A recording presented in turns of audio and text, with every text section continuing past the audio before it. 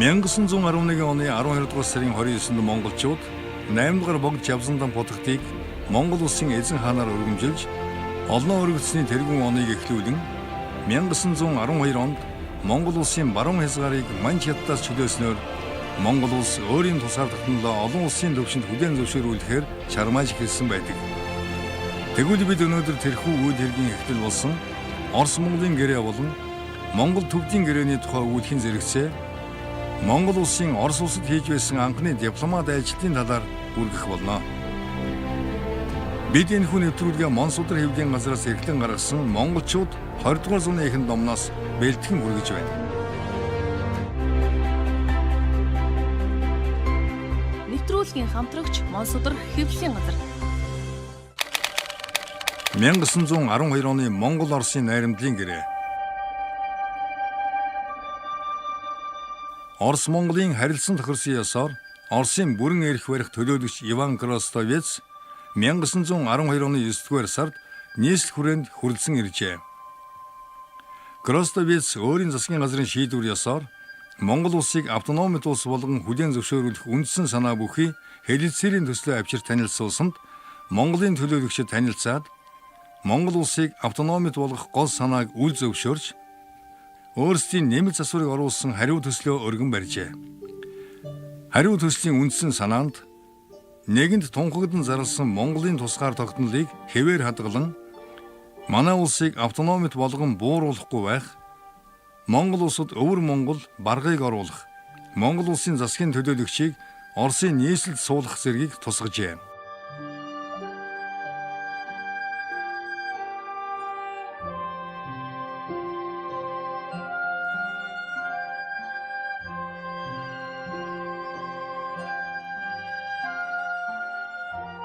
Хэлэлцээр байгуулах явцад хоёр улс оруулсан төслөө хамгаалан хадгалах үүднээс ширүүн уур амьсгалтай болж байлаа.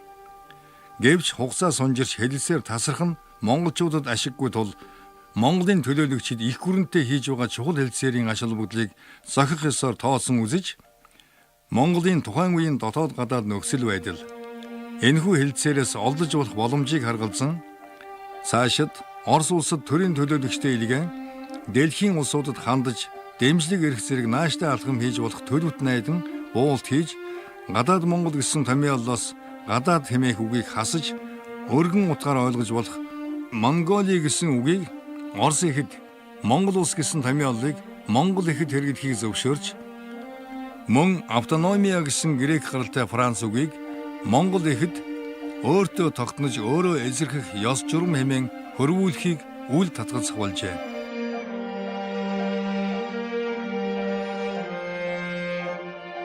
Монгол Оросын 1912 оны найрамдлын гэрээний Монгол эх.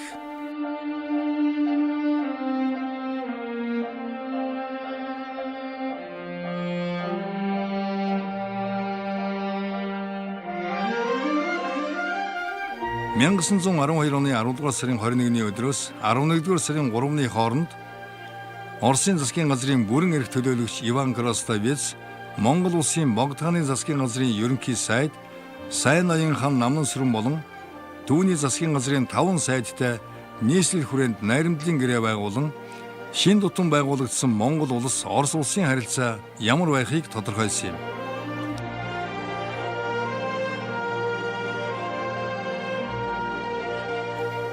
(1912 онд Орос Монголын хооронд байгуулагдсан энэ гэрээ Монгол улс олон улсын талбарт Монголыг дахин төр улс болж гарч ирсний нэг илэрхийлэл болжээ.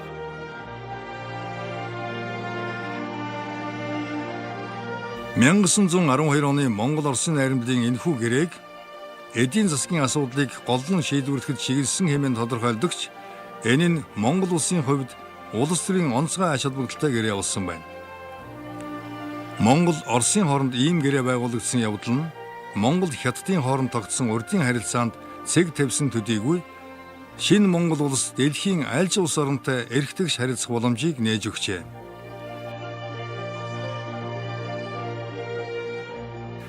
Кростовец Орос Монголын гэрээ байгуулсан тэр өдөр чухам юу болсон талаар Монголд өнгөрүүлсэн 9 сар дурдтгал номондоо нэн сонирхолтой тэмдэглэн үлдээсэн юм. Тэрээр энэ өдрийн тухай өгүүлэхдээ 10 дугаар сарын 21-нд Орос Монгол хоёр улсын хооронд гэрээ байгуулах явдал хэрхэн болсон талаар ийхүү өгүүлжээ. Бид Монголын засгийн газрын ноёдыг эрхээ болсон байх хэмээн бодож байтал тэд консулын газар үдэш орой хүрэлцэн ирж хэлэлцээрийн эх бичгийг нийлүүлэн уншиж гарын үсэг зурх үйл явцаа эхэлцгээдэ. Мөн тэд ийм үйл явдлыг анх үзэж байгаа болохоор эх бичгийг маш анхааралтай уншиж сонсож өөрсдийн нэрийг биеэрээр зурхтаа маш их хичээнгүйлэн ихээхэн ач холбогдол өгч хариуцлагатай хандаж байсан. Харин дараа нь бид шампансаг задлж Монголын сайн сайхны төлөө, Орос Монголын найрамдын төлөө хундаг өргөн гар барилцахад Сайн аян хан энэ үйл явдалд зориулж товчуг хэлж түүний дараа сангийн сайд чагдаржв. Энэ бол монголчууд Оросыг дайлснаас хойш шууд харилцаа тогтоож байгаа анхны алхам хэмээн ёжлон тэмдэглэж байлаа.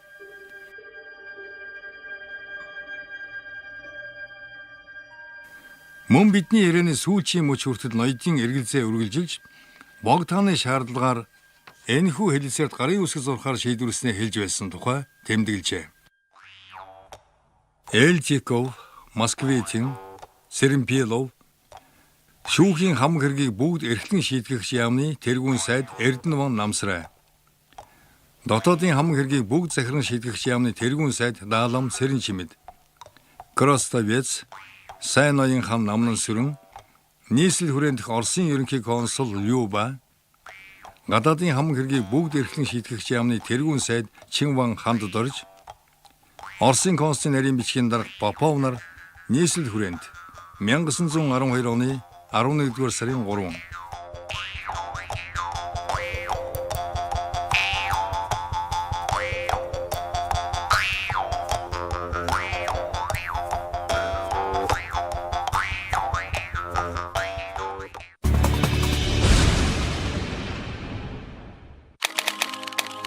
Монгол төвдийн гэрээ. Төвдийн Лас хотын Будайлын ордон бол дэлхийн шилдэг 50 уран барилгын нэг юм. 1694 онд уулын оройд барьж босгосон энэ ордныг урдаас нь харуул 13 давхар, араасаа 2 давхар ажээ.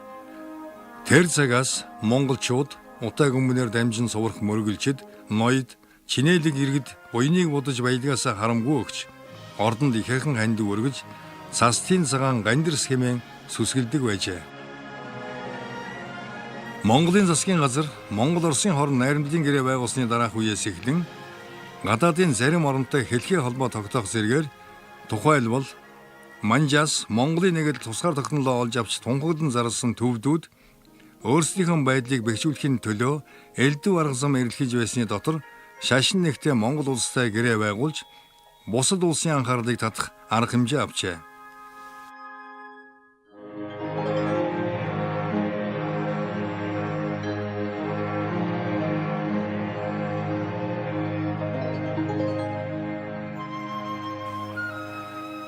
Бурядлам Агван Даржиев 1912 оны 7 дугаар сард хүрээнд Далай ламын төлөөлөгчийн хуваар айлчилж хутагтад төвд Монгол хоёул буддын шашинтай улс тул хятадын харгислын эсрэг хүчээ нэгтгэн хамтрах нь зүйтэй гэсэн сандыг тавьсан тухай 1916 онд Америкийн эрдэмтэн Уильямс бичжээ.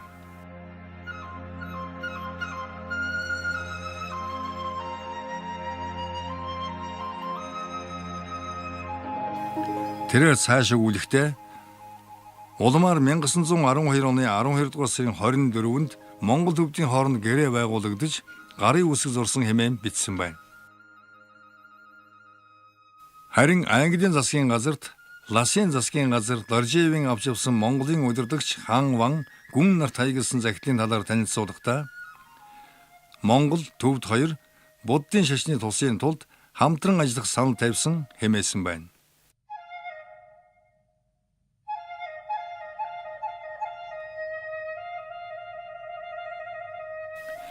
1913 оны 1-р сард Далай ламын зарилгаар төвдөөс гэрээ бичиг хэлэлцэх эрх өгөгдсөн түшмэл Гүжир Цанжив ханчин ловсон агван тэргүүтээ төлөөлөгчд нийслэл хүрээнд хүрэлцэн ирж Монгол улсын засгийн газартай хэлэлцээ хийж найрамдлын гэрээ бичиг байгуулсан билээ.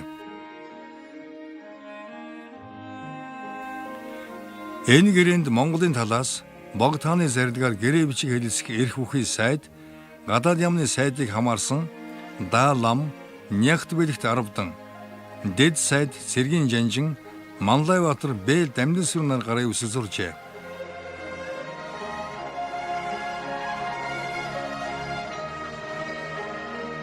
Монгол төвдийн хооронд байгуулсан 9 зүйлтэй энэ гэрээний эхэнд бидний Монгол төвд хоёр улс Манжчин улсын мэдлээс гарч Хятадаас салаад тус бүр өөртөө эзэрхэх улс төр байгуулсан. Мөн эрт цагаас эдүгээ хүртэл Монгол төвд шашин нэгтэй онц найрамдтай харилцааг одоо улам зузаатгахыг хүсэмжлэн гэрээ бичиг тогтоов хэмээн тэмдэглэжээ.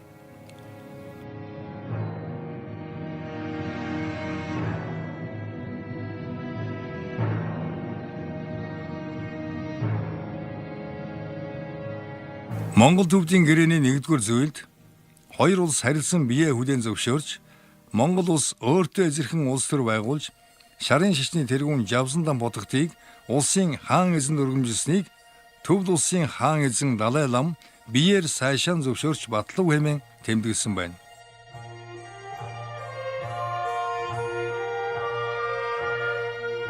Монгол төвдийн хооронд байгуулсан гэрээ бол дөнгөж сая Манж хятадаас тусгаарсан хоёр улс харилцан биедээ туслан болох.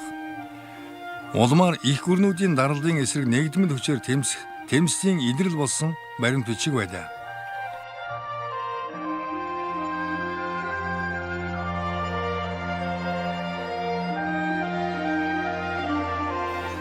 Энэ хоёр улсын тухай Америкийн эрдэмтэн Кристофер Атвуд гадаад Монгол 1911 онд төвд 1913 онд тусгаар тогтнолоо амжилттай оллоо хэмээн дүгнжээ.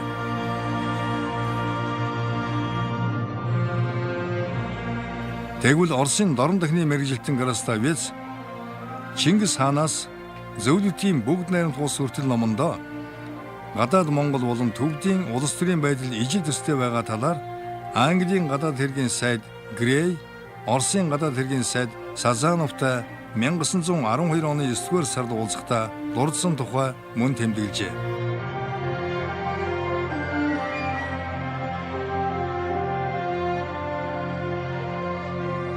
Тусгаар тогтнолоо тунхаглан зарлаад удаагүй Монгол төвд улсын хооронд байгуулсан уг гэрээг Монгол төвд хэлээр 2% үйлдсэн байдгийг.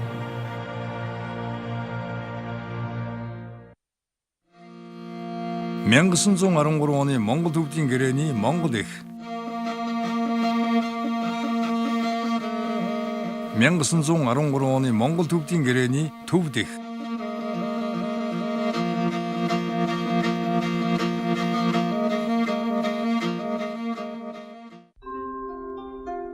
Агван лувсан Доржиев 1850-аас 1938 он 1913 онд Монголд ирж төвдийн Далай лам болон засгийн газрын нэрийн өмнөөс Монголын засгийн газартай сахилын нэрээрээ гарын үсэг зурсан хүн бол Агван лувсан Доржиев байлаа. Төвдөр Агван лувсан нь Номын хаан болон Ном Чимэргэн гэсэн утгатай хэрэгэм цол ажээ. Цагаан Оросын 2 дугаар Николай хаантай шадарлаж, итгэлийн дааж, сэтгэлд нь эрхэм хүнэн болж явхдаа 2 давхар дугна, 4 давхар цогчонтой буддын шашны дүйнхрийн дасан үнэн алдартны шашинтан Орос улсын нийслэлд бариулж чадсан хүн бол Агван Доржиев байсан юм.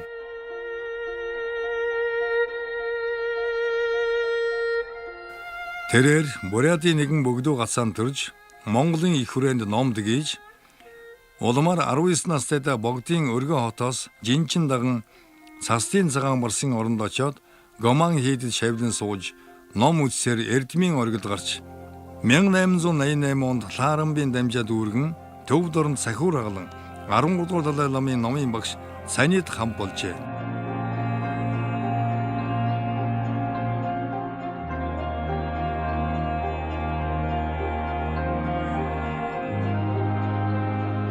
Тэрээр 1904-өөс 1906 онд Монголд төвд Далай ламын хамтаар ирж 2 жил шахан болохдоо Монгол төвд Оросын хооронд зуучлагч болохыг эрмэлзэж байлаа. Оросын нийслэлд дүнхрэн дадсан босгох зардал ар өвөр Монгол, халимаг, Бурятийн ханжбар хэдхэн жилийн дотор бүтэж 1909 онд эхлэн шавын тавиад 1915 онд барьж дуусгажээ. Агван Доржиевийн байгуулсан Санкт Петербургийн тэрхүү даасан сүүлчийн хурд номоо 1933 онд хурж 1938 онд бүрэн хаагджээ. Далай ламын дэргэд олон жил суусан Агван Доржиев байгаль нуурын нутагтаа хэсэг саатаад 1934 онд Ленинградын Дүйнхрийн дасангийнхаа ойролцоох Ольгино дахь цусландаа ирж 1937 он хүртэл амьдарч байсан юм. Харин тэрээр нас өдөр 84 шүргэж байхдаа Бурятын нийслэл Улаан-Удэ хотын дотоод яамны шоронгийн эмнэлэгт зөвлөлтийн комиссаруудын байцаалт дор 1938 оны 1-р сарын 29-нд нас нүгчжээ.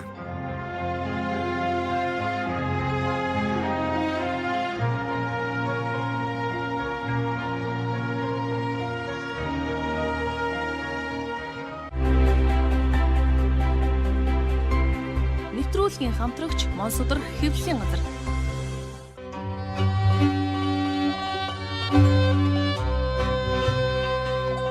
Монголчууд нэвтрүүлгийн энэ удаагийн дугаар өндөрлөж байна. Дараагийнхаа дугаард бид Монгол улсын гадаад хэргийн яамны сайд Чин Ван Хан Доржи Оросд хийсэн анхны дипломат ажил болоод Сайн ноён хан намнан сүрэнгийн Орос улсад хийсэн удаах ажлуудын талаар өгүүлэх болно. Бид энэхүү нэвтрүүлгээ Монсодрох хэвлэлийн газраас эхлэн гаргасан Монголчууд 20 дугаар зууны эхэнд номноос бэлтгэн хүргэлээ.